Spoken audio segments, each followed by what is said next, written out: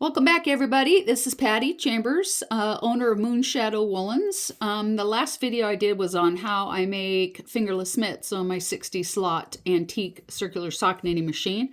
And I promised a video on how I finish them off, and that's what this video is all about. So right here, I have a pair completely matching, but they're still attached together.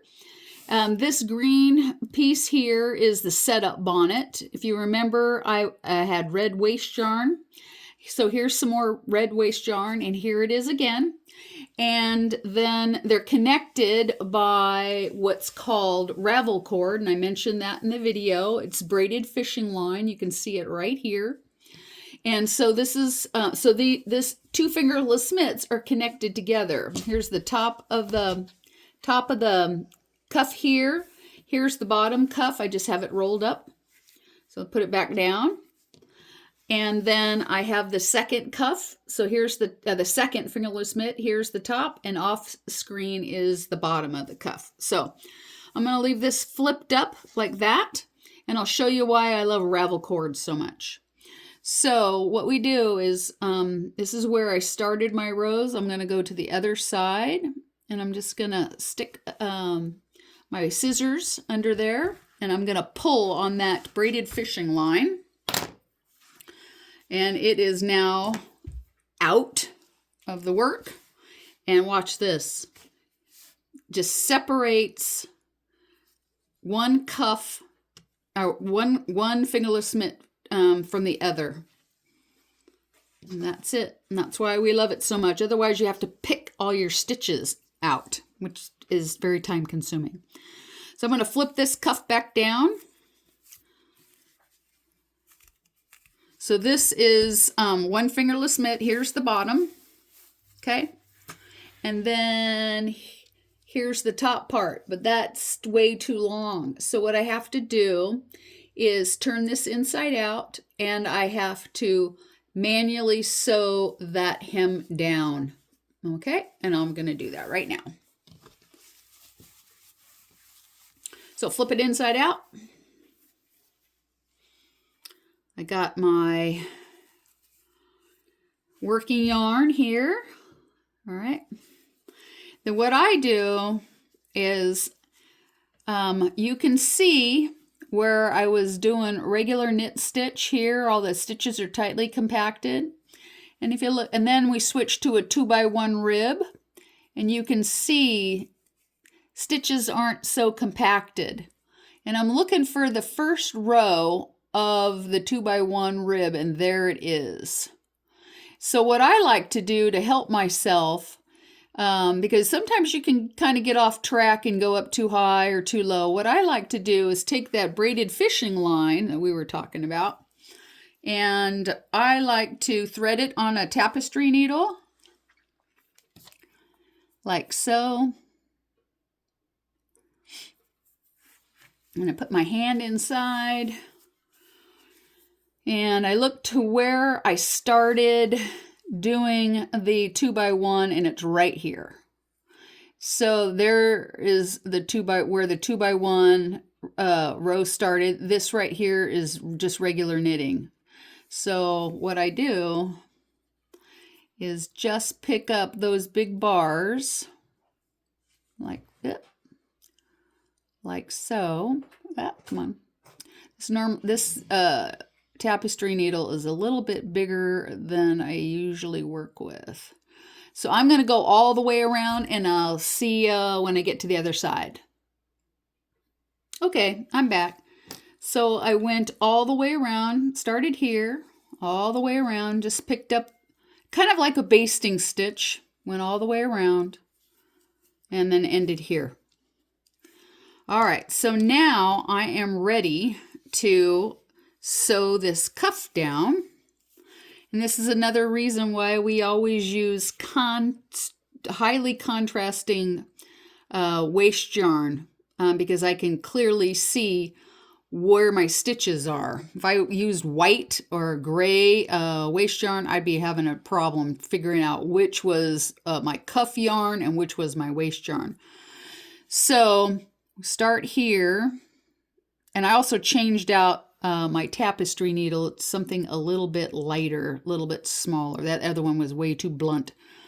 Okay, so what I'm going to do is I've threaded that yarn, my working yarn, and I'm going to go down into that first big bar or loop that I identified. I'm going to go down. And this is like a Kitchener stitch, okay, on when you're doing a Kitchener stitch. Then I'm going to go over to the next bar, and I'm going to aim up. And what I need to do is I need to get that beige loop right there. If you don't get that loop and you pull that red waste yarn off, you're going to have this loop hanging out in the wind to unravel. Okay, give it a nice snug pull. Now I'm going over to the next loop, over to the left. This time I'm going down.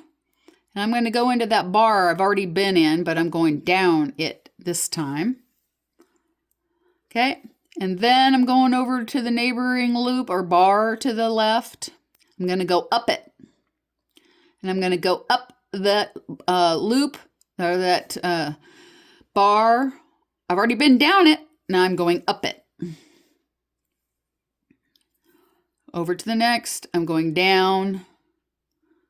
Okay. And then I'm going to just do a couple more. And then I will do it off screen so that it's like watching paint dry. I don't want you to watch paint dry. Okay, and then I'll show you that ravel cord. It's just basted in there. So you can just remove it as you march along. Okay. All right, so I'm going to, let me tighten that one up a little bit. There we go. Okay. Okay, so I'll see you when I get to the other side. All right, I'm back. I've stitched it down all the way around, okay? And then that ravel cord, we're just going to pull it out. Boom, gone. And then we're going to take this waste yarn and get rid of it.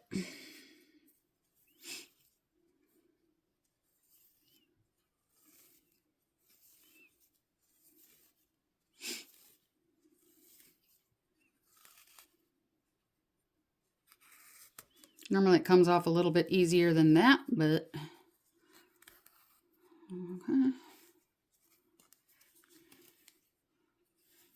Okay. All right, well, I have a little tangle, so I'll see you in a minute.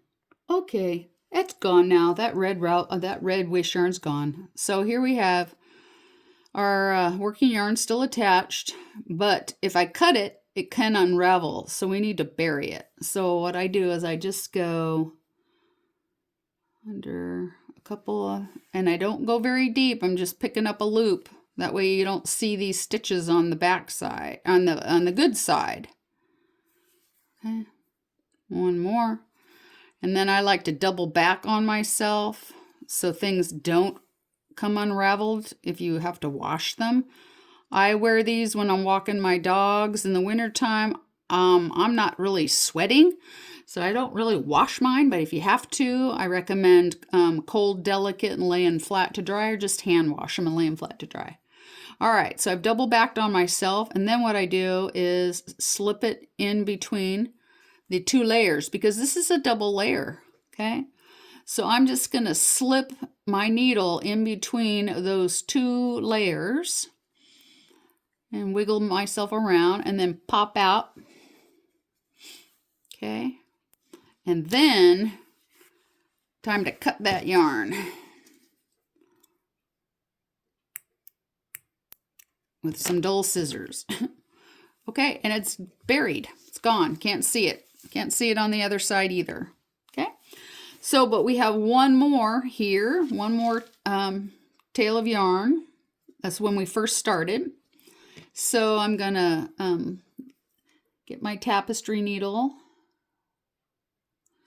Okay, thread it. Okay, and then here, what I do here is some of that cobweb lycra, and it's kind of got a bunch of it right there. I want to get rid of it so I can see what I'm doing. So what I do is give it a little tug, and then I go to the stitch to the left of it, one of the legs. Okay. All right, give it a little tug. Then I'm going to follow, I don't know if you can see, there's a greenish gray yarn going up and down, and I'm just going to follow that same path. Okay. Just following that same path, and then I'm going to take my needle and I'm going to wiggle it around, because again, this cuff is double layer. So I wiggle myself around in between the layers, pop out there, okay, and then cut this yarn thread off with a pair of dull scissors. Yeah, I'm chewing it. Okay, and then that's completed. It's all finished. I'm going to turn it in right side out. Now remember, there's 35 rows on the top cuff, so that's about 17 and a half from here to here. And there, the bottom cuff is 50 rows, so it's 25. So that's how you can tell this is the bottom by your wrist, and this is the top part by your fingers. And then if you also notice, this one was 15 rows. So that's along your wrist, and this is just 10 rows, so it's a lot shorter. Those are landmarks, so you don't put your fingerless mitts on upside down. There you go. Now I have the second one to do, and I have a pair. And thanks for watching. Bye.